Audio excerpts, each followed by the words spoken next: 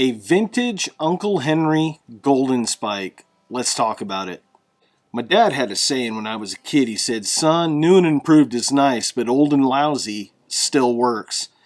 So I've been cruising the internet looking for some of the older knives of my youth. Now, years ago, one of the very first knife reviews I ever did was on an Uncle Henry golden spike. And that was during the Taylor brand years. They had sent me one and I had done a review on it. And I really liked that knife. Well, I was cruising eBay trying to find an older version, made in America version of the Uncle Henry 153. I came across this one. This one is with the designation Schrade Plus on there. We're going to talk about it a little bit more in detail, but first I'm going to cut away. We'll do some close-ups on this blade, kind of give you a feel for it. I'll run it through some tests, and then as always, we'll bring it back to have a discussion.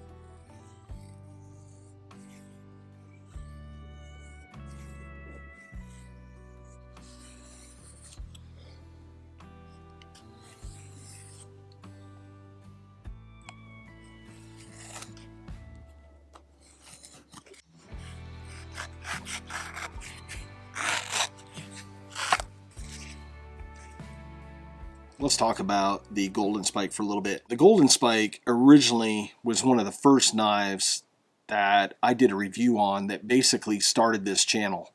And as a kid growing up, I always used to look in the knife cases whenever we would go to some of the big box retail stores on those trips to town. And that was quite a treat for us as kids growing up on a homestead in northern Maine. It wasn't every day that we could just cut out and go to a big town, me growing up in a little town of 500 people. I always had my eye out for this style of knife, and a lot of our dads back in the day, a lot of the granddads, they carried the buck version of this style of blade. There was times when you would see some of the guys carrying this. You know, we'd get a lot of out-of-staters coming up hunting and fishing and such, and I was always intrigued by it. Now, this knife was first introduced around 1973. It first made its debut in the 1973-74 Schrade catalog, and it was made out of 1095 high carbon steel, and I believe that it had a either a flat grind or a saber grind. Some of those are pretty hard to get a hold of now. Doing eBay searches, I mean, you're looking at them, they're in the $150 to $200 range when originally you could buy them for around $20. Go figure, but there's a lot of people out there that are getting nostalgic, that are looking for older vintage knives, something that they can get a hold of that was made with that old school quality.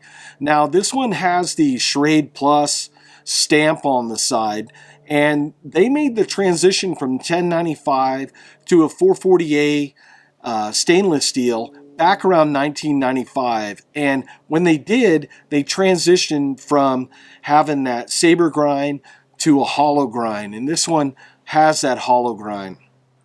So the stock is a little bit thinner. Other than that, the rest of the measurements on this are pretty darn close. The overall length, 9.5 inches. The blade length is 4.5 inches. And as always, they made it out of that imitation staglong, which is basically Delrin, but it just looks really nice. And when I saw this one on auction in the condition that it was in, I had to jump on it. Especially I was looking at the sheath and I could tell that nobody really carried this at all. It was probably a safe queen for somebody. I jumped on it, got it here, and I like sharing stuff like this with you guys. Old Timer back in the day, also owned by Schrade Cutlery, came out with a version of the 153, and that one was called the Mountain Lion. Now, if you're looking for it on the forums, maybe on eBay, trying to find a search, it's the 160 OT. What I really liked about that was that saw cut Delrin handles. Kind of reminded me of the sharp finger design. I really like that. As you guys know, I carried a sharp finger. It was one of the first knives that I ever got from my dad. And I did a really cool video on that called Knives of Our Father. I invite you to check that out. I'll leave a link in the video description below. But if you guys are knife aficionados and if you're looking for something maybe to complete a set or something to complement this blade, check out the 160 OT. I've been cruising eBay and some of the auction forums, and if I can find an older version of that knife, I guarantee I'm going to get it here at the house and we're going to showcase it for you guys. I like doing these little impromptu talks, just you and I sharing some thoughts on some of these older blades, these older designs. If you guys like videos like this, please leave a comment down below. It really lets me know what you folks like to see, and we want to put out the best content that we can for you folks. With that said, I appreciate you watching, and I'll see you on the next video. Take care.